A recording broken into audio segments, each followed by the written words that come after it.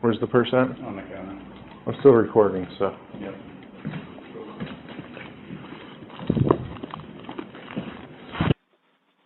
Look through this.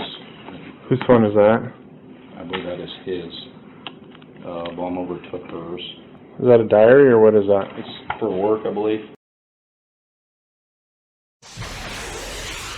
Hello and welcome to True Crime Rocket Science, the most authentic voice in true crime. The content for this episode really came about during the research done on the love shirt in the previous episode. And while doing that, I was looking at that purple handbag and just wondering what happened to that. That's the handbag Shan'ann took with her to Arizona, which was shown in the Netflix documentary.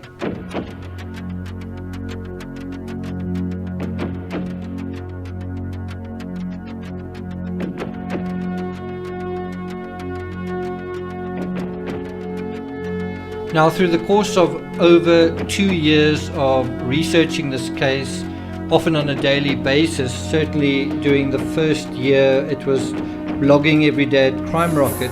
In no particular order, some of the things that I investigated were the floor plan of the house, in particular the basement, Chris Watts' social media, the money trail that to some extent still hasn't been totally figured out, pictures of Nicole Kessinger, the suitcase, where the suitcase was. It was so hard to actually get any clear images of the suitcase. In fact, there are no very clear images of the suitcase while it's below the stairs. And then Dieter, what happened to him?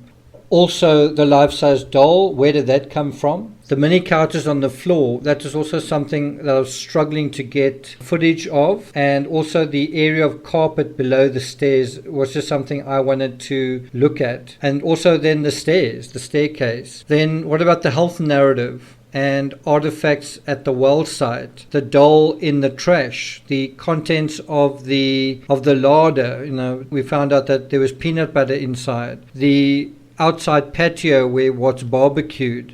The neighbor's surveillance camera, where was it situated outside Trinestich's home? Then relevant social media from Shan'ann's account. And then more recently, the love shirt. And you can see in that footage, Shan'ann is carrying a handbag that is not the handbag that she had in Arizona. We're looking for the purple handbag. Okay, so if you haven't subscribed yet to the channel, please do. Like, share, leave a comment, and let's get started. So, to be clear, when we look at the narrative around the handbag, it is not that maroon makeup bag. Now, that makeup bag is actually referenced on page 1142 of the discovery, and let's go through that quickly. This is written by Detective Bormover. He writes, during the week of the 10th of September, I spoke with CBI lab manager Aaron Koenig regarding the possibility of obtaining Shan'ann's makeup for comparison with the residue discovered on the bed sheets that were recovered from the kitchen trash can. This is quite far into the investigation. This is already the middle of September, right? He says, Detective Bormover says, I informed Aaron I recalled seeing a makeup type bag in Shan'ann's suitcase during one of the consensual searches I was involved with. It should be noted this is the same suitcase Shan'ann used for her weekend business trip to Arizona. With the knowledge Frank and Sandra Rusek were returning to Colorado to collect Shan'ann's personal belongings, I contacted them to request consent to search Shan'ann's suitcase when they returned to the house, and learned Frank took the suitcase back to North Carolina from his previous trip to Colorado. When I asked them about Shan'ann's makeup case, he confirmed it was still in the suitcase and that they had not opened it yet. When I asked to take custody of the makeup bag, they both agreed to bring it and its contents back to Colorado on the 22nd of September. At about 10 o'clock, I met with them at the Watts residence. Once inside, Shan'ann's father opened his suitcase and handed me Shan'ann's makeup bag. I recognized it as the same high-gloss purple bag I observed previously in Shan'ann's suitcase during the residential search. Then there's also a little bit more description about it, where he refers to a photo taken by Frederick Officer Wallier on the 15th of August at 41 minutes past 7 in the morning, showing the contents of Shan'ann's suitcase and her purple makeup bag being clearly visible. And then he talks about entering the makeup bag into evidence. Now, what is interesting about all of this is when we talk about the purple purse, you might say, who cares about it? Why do we need to know where that is? Well, it's for the same reason you might want to know where the purple gloss makeup bag is, because you might want to test some of the ingredients that is inside, right? Now, unfortunately, in the selfie that Nicole Atkinson took at the airport when they left for Arizona, you cannot see any bag that Shan'ann is carrying. It's possible she has sort of a whitish bag on her lap, but perhaps not. It's just not very clear. It is not the bag in the foreground there. That is someone else's bag. It's also not the beige Dolce & Gabbana bag that was put on the kitchen counter. And if you look through here and see if all of her cards are here? He doesn't know I don't know how many she has. She has different ones than me as far as credit cards go. So obviously we can exclude Shan'ann's wallet, the credit cards, some of the medication, that book that was in the handbag as well, from the contents that was in the handbag that she took with to Arizona. There's an interesting thing in the polygraph that just goes through what was in the suitcase. He talks about he did not believe Shan'ann unpacked her suitcase because it was still at home. I think if Chris Watts had simply removed the suitcase from the home, so in other words, if he'd packed it into the truck, the suitcase I mean, and dumped it somewhere, that would be a very big indicator that Shan'ann had left on her own. On the other hand, Chris Watts could have said, you know what, I don't see my wife's purple handbag here, maybe she took that, right? And that would have been something that would have also possibly meant that she really did leave. So the question would need to be then, well, where is the purple handbag? So I'll tell you where it isn't. It's not in the walk-in closet. It's also not in Shan'ann's bedroom. It's not in the loft area. It's not in the laundry area. It's not in the kitchen area. It's not in the garage. It's not in the lounge. So where is it? So some of the obvious places to look are in the closet downstairs that is sort of adjacent to her office, where you have all the bags hanging from a rail on the one side, you have all the shoes on the other side, and right in front of you, you have quite a tall, full-length mirror. Now, as Magnum PI would say, I know what you're thinking. You're probably thinking that the bag is there. You can see it right on the end. There is a purple bag. And if it's not the purple bag, then you might say, well, isn't just still inside Shan'ann's luggage? And the answer is no, and we're going to find out why in a second. A few moments ago, I played audio of the officers talking about the contents of the handbag in the kitchen. Well, now we're going to move to Shan'ann's office and listen to what they're talking about inside the office before we go into that walk-in closet area. Who's got asthma? I don't know. Kids need medication too, and apparently she didn't take their medication either. Celeste. This is all their medication. That's Yeah, the kid. Celeste. That's the kid. Mm-hmm. That's albuterol for a nebulizer.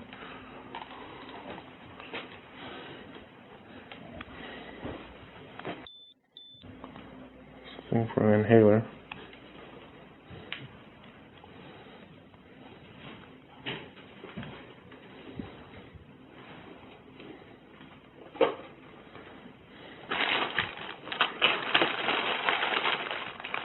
So at this point, I think it's Officer James is taking photos of packages of medication on the desk, and you've also got to wonder, where did that come from? Wasn't that also in the suitcase? And then in addition to that, they are standing opposite the door, which is only half open, to the walk-in closet. At this point, Officer Scott Coonrod is standing at a couch right by the door to the office, and he's going through some of Shan'ann's handbags that aren't inside the cupboard. And he's basically going through a tan handbag. There's also a pink one down there, but none of those handbags are the handbag that she had with her in Arizona. So where is it? Well, I found it. The handbag is on the floor in that very cluttered room. And you can see in the corner, the top right corner, is a sort of a yellow object. Well, that is the object that was used as a toy, to push pies into Chris Watts' face where everybody laughed. But if you zoom in on the clutter kind of on the ground, peeping out from the bottom left, you can just make out that purple handbag. And it right next to the purple handbag is a black garbage bag. There also looks like some shopping bags around it. And then slightly to the right is a black bag. I'm not sure if that is a computer bag. I'm not sure if the laptop was in there. I think someone said it was under the desk. But that is the bag that she had with her in Arizona. Now I can just imagine some of you in the comments saying, oh no, that is more of a pink bag. It is slightly different color.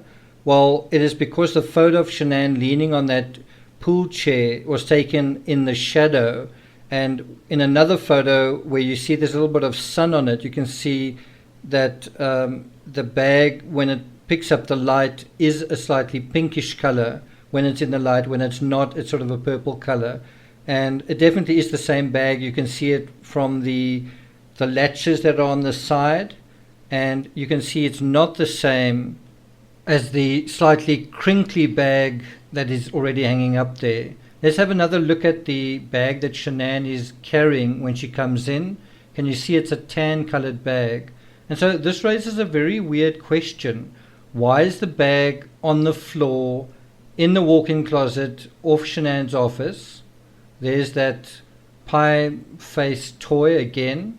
There you can see it in the corner of the walk-in closet, and there's a better view of it from a distance. Note the bag is sort of ensconced between all sorts of other bags, right? And so the question is, what is going on here? So it looks as though some of that handbag was unpacked, because that is the only way that handbag could have gotten there. And then why is it there? Why would he put it there? And what was he looking for? And if you ask me, I think the answer is something like this. I think things were all over the place. So the cell phone was under the loft couch. Her purse and with the wallet inside was also in the office. So that's a different location. The bed sheets ended up being in the kitchen trash. So a lot of the things were distributed all over the house. Now, if you'd found everything in one place, let's say the suitcase, the cell phone, the pillowcase with the stains on it, if you found that all in one place, that would suggest possibly where Shan'ann had died, wouldn't it? Almost as though Shan'ann had died, and then Watts had then kind of ransacked her belongings, including her body, removed the shirt, removed her phone, removed her ring, removed some of her clothing, including her leggings. So I thought I would just share that little bit of insight with you. As I say, I wasn't looking for the purple handbag. I was actually looking for the love shirt and also for other items of clothing she took to Arizona. And thanks to the images we got from the Netflix documentary, we got a little bit more information, and with that we were able to solve a few little puzzle pieces. Obviously not integral, absolutely integral to the case, but certainly something that just brings the details of the crime scene into a greater clarity, doesn't it? There are two additional things that I just want to highlight while we're on the subject of. One of them relates to the Minnie Mouse couches or the mini couches in the lounge. And I want to refer to page 782 of the Discovery, where one of Shan'ann's friends talks about seeing Chris Watts glance up the stairs, where she was looking up the stairs when she arrived, and Chris Watts said something like, I had to close the doors upstairs. I had to close all of the doors because I can't handle going up there and seeing everything like the toys and stuff. And she thought it was very strange, this friend of Shan'ann's, because there were lots of toys scattered around the house on the main level, including in the lounge, and these toys didn't seem to be bothering Chris. So it seemed as though he didn't want her going upstairs at that point. For my own part, I really wanted a clear view of the lounge area. I found it very interesting that you couldn't see the lounge area from if you were peeking through the windows off the main door. But because I had the impression that while Chris was barbecuing, his children were inside watching television, and I thought if he'd sedated them, wouldn't that be where they would have lost consciousness? Wouldn't that also have been where they've eaten their last meal? And if they were sedated, wouldn't that have been where the sedation would have happened? And then where would he have taken them from that point? Would he have taken them back upstairs into their beds, into their bedrooms? Or would he have taken them from there down into the basement? And so I just found that quite interesting, looking at the clutter there and the mess there. And what that suggests is that when Shan'ann arrived home, Chris Watts didn't feel he needed to clean that up because Shan'ann wasn't going to live to complain about it, right? The same as the love letter that she wrote to him. She was expecting an answer. The same as the book, Hold Me Tight. She sent it to him. He just threw it in the trash. He didn't need to have the book out because he knew he wouldn't need to show it to her because he intended to kill her the first thing when she arrived. Does that make sense? And then a final thing I just wanted to point out was something that came out in the Netflix documentary. We never really got very good looks at the inside of the basement, and that was something I was very interested in right in the beginning. And we found out later, I actually thought, was that his man cave? Was that somewhere he went to kind of get away from everyone? And then that turned out to be true. That is where he worked out. We know that he slept there on one occasion, but that is certainly where I think a certain segment, a certain section of the crime probably happened, especially the part dealing with the disposal. Does that make sense? All right, I'm not going to take things further than that. In the next episode, we're going to talk a little bit about the book Shan'ann and Nicole Atkinson were reading, and then from there we're going to go into two very interesting areas, just in terms of how we think about certain concepts. I'm not going to mention them here, but we're going to bring them up in due course. I also still want to deal with the episode Towards Non-Dualism, and so hopefully we'll get to that before too long. Thank you for listening. Please subscribe if you haven't already, and I'll see you guys next time.